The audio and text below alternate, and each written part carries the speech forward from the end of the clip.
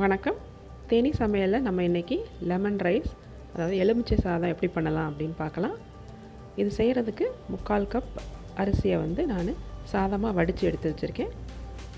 இதில் 2-3 டீஸ்பூன் நல்லெண்ணெய் விட்டு நல்லா அகலமான பாத்திரத்தில் கிளறி வச்சுருவோம். இது கொஞ்சம் ஆறட்டும்.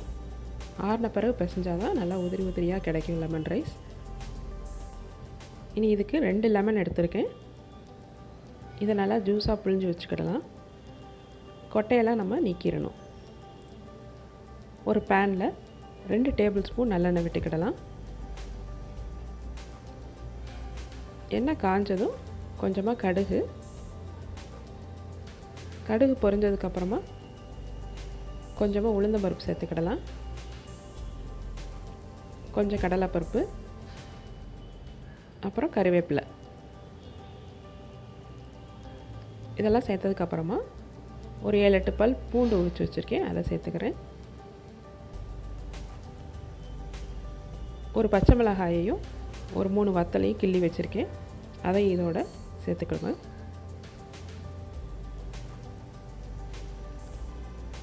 அப்புறம் கொஞ்சமாக கடலைப்பருப்பு ஆப்ஷனல் தான், நீங்கள் தேவைப்பட்டால் சேர்த்துக்கலாம். 1 டேபிள் ஸ்பூன் இல்லைன்னா 2 டேபிள் ஸ்பூன் சேர்த்துக்கலாம். தீயை மீடியம் ஃப்ளேமில் வச்சு இந்த கடலைப்பருப்பு வறுபடுற வரையும் நம்ம வறுக்கணும். கடலைப்பருப்பை நீங்கள் தனியாக வறுத்து கூட சேர்த்துக்கிடலாம்.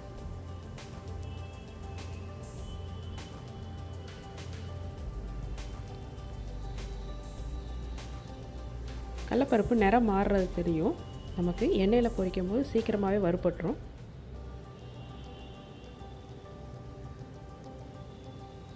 இனி இதுக்கு கொஞ்சமாக மஞ்சத்தூள் சேர்க்கலாம்.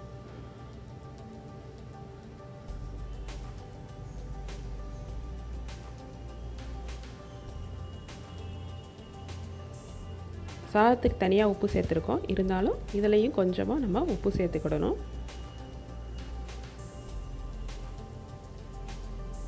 உப்பு சேர்த்து நல்லா மிக்ஸ் பண்ணி விட்டுருங்க.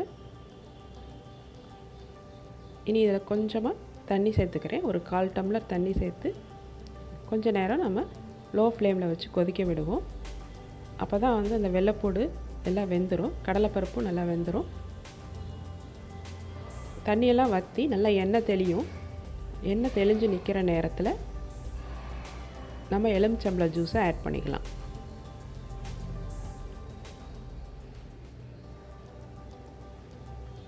எலுமிச்சம்பழம் ஜூஸ் ஆட் பண்ணதுக்கப்புறமா நம்ம கொதிக்க விடக்கூடாது. நான் இப்போ அடுப்பு ஆஃப் பண்ணிவிட்டு எலுமிச்சை ஜூஸ் சேர்த்துக்கிறேன்.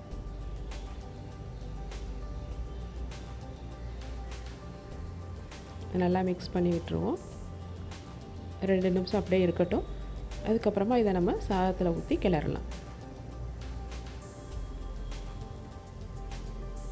இதை கொஞ்சம் கொஞ்சமாக இப்போ சாதத்தில் ஊற்றுவோம். ஏன்னா மீதம் இருந்ததுன்னா நம்ம அதை அப்புறமா கூட யூஸ் பண்ணிக்கிடலாம். சாதம் நல்லா ஆறி இருந்தால் தான் சாதம் உதிரியாக நிற்கும். நம்ம சூட்டோடு பிசைஞ்சோம்னா அது நல்லா மசிஞ்சு போயிடும். அதனால் ஓரளவுக்கு ஆற வச்சுட்டு நம்ம அதுக்கப்புறமா நம்ம காய்ச்சலை ஊற்றி பிசையணும்.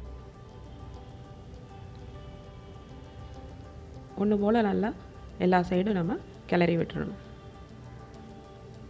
இப்போ நமக்கு லெமன் ரைஸ் ரெடி ஆயிடுச்சு. நீங்களும் இதே மாதிரி செஞ்சு பார்த்துட்டு உங்கள் ஃபீட்பேக் அனுப்புங்க. இந்த வீடியோ பிடிச்சிருந்தால் லைக் பண்ணுங்கள், சேனலுக்கு மறக்காமல் சப்ஸ்கிரைப் பண்ணுங்கள். தேங்க்யூ.